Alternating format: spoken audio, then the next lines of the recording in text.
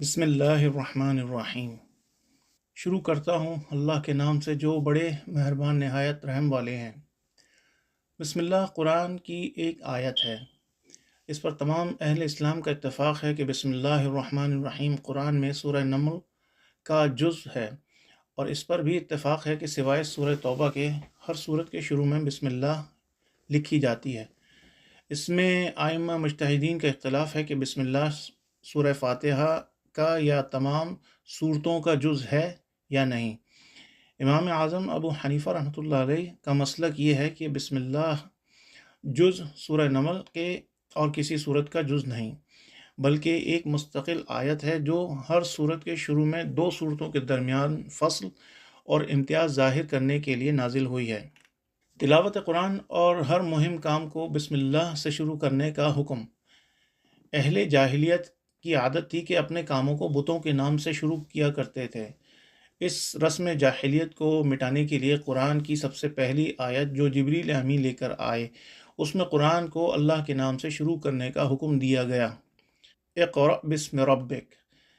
علامہ سیوطی رحمۃ اللہ علیہ نے فرمایا کہ قرآن کے سوا دوسری تمام آسمانی کتابوں میں بھی بسم اللہ سے شروع کی گئی ہیں، اور بعض علماء نے فرمایا کہ بسم اللہ الرحمن الرحیم قرآن اور امت محمدیہ صلی اللہ علیہ وسلم کی خصوصیات میں سے ہے۔ دونوں قول کی تطبیق یہ ہے کہ اللہ کے نام سے شروع کرنا تو تمام آسمانی کتابوں میں مشترک ہے، مگر الفاظ بسم اللہ الرحمن الرحیم قرآن کی خصوصیت ہے، جیسے کہ بعض روایت میں ہے کہ آن حضرت صلی اللہ علیہ وسلم بھی ابتدا میں ہر کام کو اللہ کے نام سے شروع کرنے کے لیے بسمک اللہم کہتے اور لکھتے تھے۔ جب آیت بسم اللہ الرحمن الرحیم نازل ہوئی تو انہوں نے انہی الفاظ کو اختیار فرما لیا، اور ہمیشہ کے لیے یہ سنت جاری ہو گئی۔ قرآن کریم میں جا بجا اس کی ہدایت ہے کہ ہر کام کو اللہ کے نام سے شروع کیا جائے، اور رسول اللہ صلی اللہ علیہ وسلم نے فرمایا کہ ہر مہم کام جو بسم اللہ سے شروع نہ کیا جائے وہ بے برکت رہتا ہے۔ ایک حدیث میں ارشاد فرمایا کہ گھر کا دروازہ بند کرو تو بسم اللہ کہو، چراغ گل کرو تو بسم اللہ کہو، برتن ڈھکو تو بسم اللہ کہو، کھانا کھانے، پانی پینے، وضو کرنے، سواری پر سوار ہونے اور اترنے کے وقت بسم اللہ پڑھنے کی ہدایت قرآن و حدیث میں بار بار آئی ہیں۔ یہاں چراغ گل کرو تو بسم اللہ کہو، لیکن آج کے زمانے میں چراغ تو اتنے عام نہیں ہیں، تو اس کی جگہ جو ہے وہ برقی آلات نے لے لی ہے، ٹیوب لائٹ ہے، بلب ہے، اور دوسری مشینیں ہیں، ان کو جب بھی چلائیں شروع میں بسم اللہ کہیں۔ ہر کام کو بسم اللہ سے شروع کرنے کی حکمت۔ اسلام نے ہر کام کو اللہ کے نام سے شروع کرنے کی ہدایت دے کر انسان کی پوری زندگی کا رخ اللہ ہی کی طرف پھیر دیا ہے۔ ایک کافر بھی کھاتا پیتا ہے اور ایک مسلمان بھی، مگر مسلمان اپنے لقمے سے پہلے بسم اللہ کہہ کر یہ اقرار کرتا ہے کہ یہ لقمہ زمین سے پیدا ہونے سے لے کر پک کر تیار ہونے تک آسمان و زمین اور سیاروں اور ہوا اور فضائی مخلوقات کی طاقتیں، پھر لاکھوں انسانوں کی محنت صرف ہو کر تیار ہوا ہے، اس کا حاصل کرنا میرے بس میں نہ تھا۔ اللہ ہی کی ذات ہے جس نے ان تمام مراحل سے گزار کر یہ لقمہ یا گھونٹ مجھے عطا فرمایا ہے۔ مومن اور کافر دونوں سوتے جاگتے بھی ہیں، چلتے پھرتے بھی ہیں، مگر مومن سونے سے پہلے اور بیدار ہونے کے وقت اللہ کا نام لے کر اللہ کے ساتھ اسی طرح اپنے رابطے کی تجدید کرتا ہے، جس سے یہ تمام دنیاوی اور معاشی ضرورتیں ذکر خدا بن کر عبادت میں لکھی جاتی ہیں۔ مومن سواری پر سوار ہوتے ہوئے بسم اللہ کہہ کر گویا یہ شہادت دیتا ہے کہ سواری کا پیدا کرنا یا مہیا کرنا، پھر اس کو میرے قبضے میں دے دینا انسان کی قدرت سے باہر چیز ہے۔ رب العزت ہی کے بنائے ہوئے نظام محکم کا کام ہے کہ کہیں کی لکڑی، کہیں کا لوہا، کہیں کی مختلف دھاتیں، کہیں کے کاریگر، کہیں کے چلانے والے، سب کے سب میری خدمت میں لگے ہوئے ہیں۔ چند پیسے خرچ کرنے سے اتنی بڑی خلق خدا کی محنت کو اپنے کام میں لا سکتے ہیں، اور وہ پیسے بھی ہم اپنے ساتھ کہیں سے نہیں لائے تھے، بلکہ اس کے حاصل کرنے کے تمام اسباب بھی اسی کے پیدا کیے ہوئے ہیں۔ کہ غور کیجئے کہ اسلام کی صرف اس ایک ہی مختصر سی تعلیم نے انسان کو کہاں سے کہاں پہنچا دیا۔ اس لیے یہ کہنا بالکل صحیح ہے کہ بسم اللہ ایک نسخہ اکسیر ہے جس سے تانبے کا نہیں بلکہ خاک کا سونا بنتا ہے۔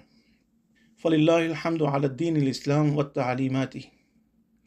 مسئلہ: قرآن کی تلاوت شروع کرنے کے وقت اول اعوذ باللہ من الشیطان الرجیم پھر بسم اللہ الرحمن الرحیم پڑھنا سنت ہے، اور درمیان تلاوت بھی سورہ برات کے علاوہ ہر سورت کے شروع میں بسم اللہ پڑھنا سنت ہے۔ بسم اللہ الرحمن الرحیم کی تفسیر: بسم اللہ یہ 3 لفظوں سے مرکب ہیں، ایک حرف با، دوسرے اسم، تیسرے اللہ۔ حرف با عربی زبان میں بہت سے معنی کے لیے استعمال ہوتی ہے، جس میں سے 3 معنی مناسب مقام ہیں۔ ان میں سے ہر ایک معنی اس جگہ لیے جا سکتے ہیں۔ اول مصاحبت، یعنی کسی چیز کا کسی چیز سے متصل ہونا۔ دوسرے استعانت، یعنی کسی چیز سے مدد حاصل کرنا۔ تیسرے تبرک، یعنی کسی چیز سے برکت حاصل کرنا۔ لفظ اسم کے لغوی اور علمی تفصیلات بہت ہیں جن کا جاننا عوام کے لیے ضروری نہیں، اتنا سمجھ لینا کافی ہے کہ اردو میں اس کا ترجمہ نام سے کیا جاتا ہے۔ لفظ اللہ، اللہ تعالیٰ کے ناموں میں سے سب سے بڑا اور سب سے اعظم جامع نام ہے، اور بعض علماء نے اسی کو اسم اعظم کہا ہے، اور یہ نام اللہ کے سوا کسی دوسرے کا نہیں ہو سکتا، اس لیے اس لفظ کا تثنیہ اور جمع نہیں آتے۔ خلاصہ یہ ہے کہ اللہ نام ہے اس موجود حق کا جو تمام صفات و کمال کا جامع اور صفات ربوبیت کے ساتھ متصف، یکتا اور بے مثال ہے۔ اس لیے کلمہ بسم اللہ کے معنی حرف با کے مذکورہ 3 معنی کی ترتیب سے یہ ہوئے: اللہ کے نام کے ساتھ، اللہ کے نام کی مدد سے، اللہ کے نام کی برکت سے۔ لیکن تینوں صورتوں میں یہ ظاہر ہے کہ یہ کلام نامکمل ہے جب تک اس کام کا ذکر نہ کیا جائے جو اللہ کے نام کے ساتھ یا اس کے نام کی برکت سے کرنا مقصود ہے۔ اس لیے نحوی قاعدے کے مطابق یہاں کوئی فعل مناسب مقام محذوف ہوتا ہے، مثلا شروع کرتا ہوں یا پڑھتا ہوں اللہ کے نام کے ساتھ۔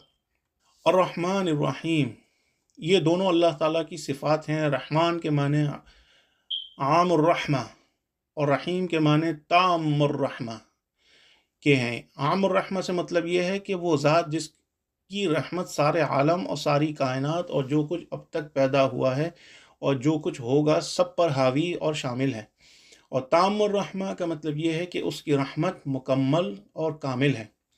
یہی وجہ ہے کہ رحمان اللہ جل شانہ کی ذات کے ساتھ مخصوص ہے، کسی مخلوق کو رحمان کہنا جائز نہیں، کیونکہ اللہ تعالیٰ کے سوا کوئی بھی ایسا نہیں ہو سکتا جس کی رحمت سے عالم کی کوئی چیز خالی نہ رہے۔